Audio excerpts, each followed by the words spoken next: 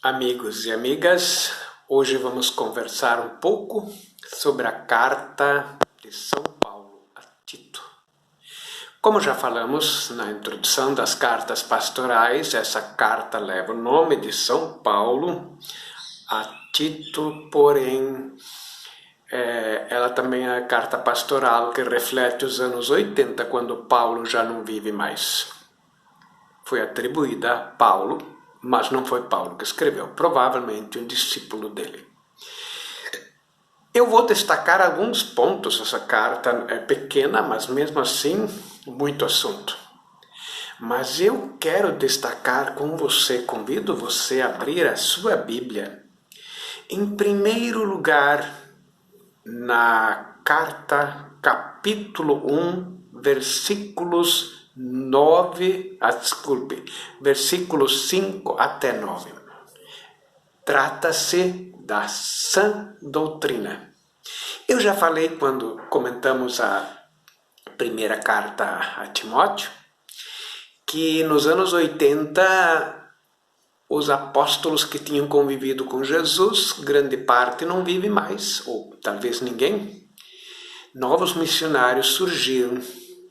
E esses novos missionários estavam deturpando o verdadeiro ensino. Não talvez nem por maldade, misturando com filosofia grega e começaram a ensinar outras coisas. A fantasia começou a funcionar. Então, uma das grandes preocupações deste suposto Paulo, sã doutrina. Então, a primeira coisa eu vou destacar para vocês, 1:5 a 9.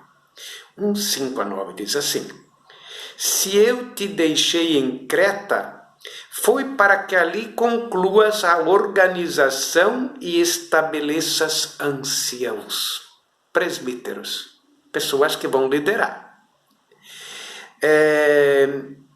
Em cada cidade, de acordo com as minhas instruções. Lembramos que quando Paulo vivia, ele anunciava o evangelho e pouco se preocupava com a estrutura da igreja. Agora, a igreja cresceu muito e alguém tem que colocar a estrutura. E é isto que faz esse suposto Paulo dirigindo-se a Tito.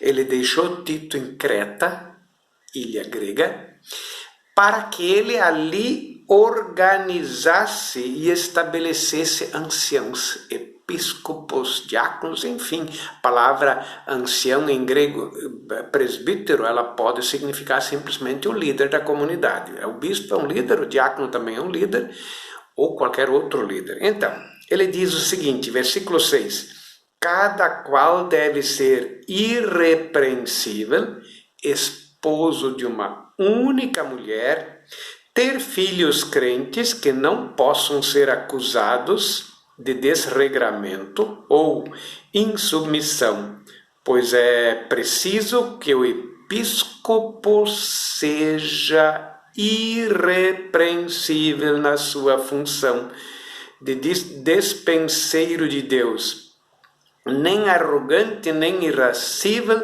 nem beberrão, nem briguento, nem ávido de lucros desonrosos.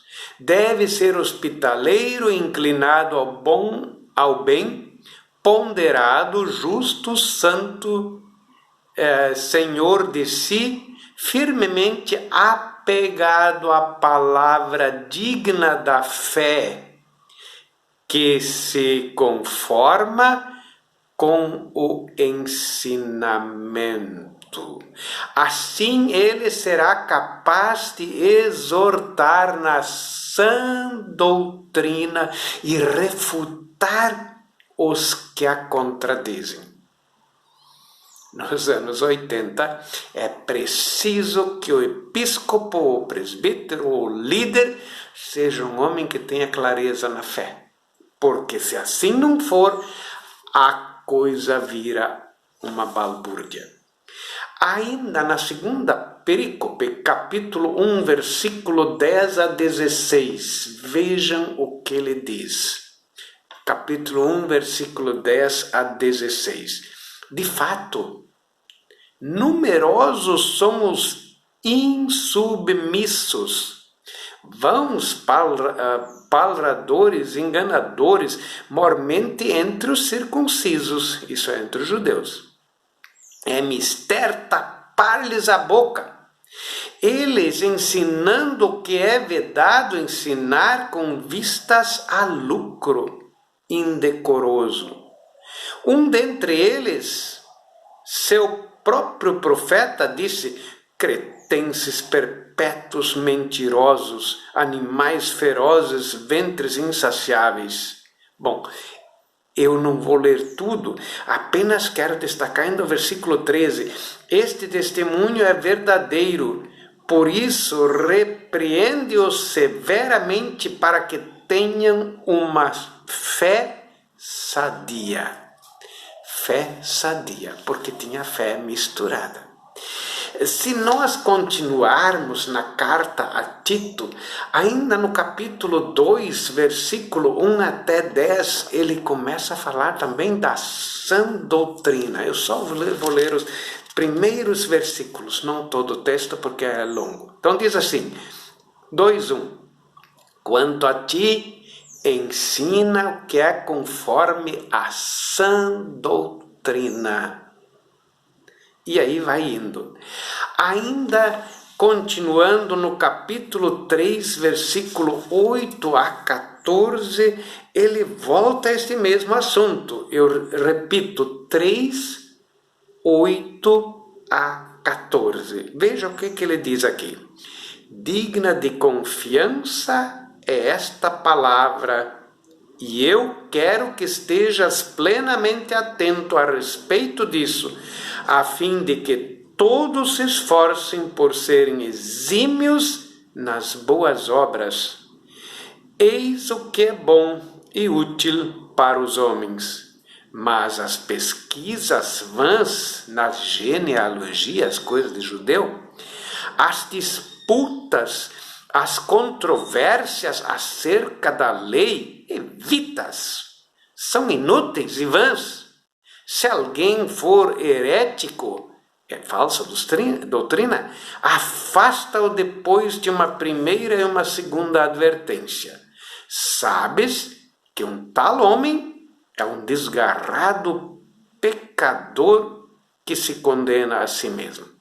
Então, concluindo, vamos dizer a grande preocupação da carta a Tito é organizar Creta porque tem gente desvirtuando a verdadeira doutrina.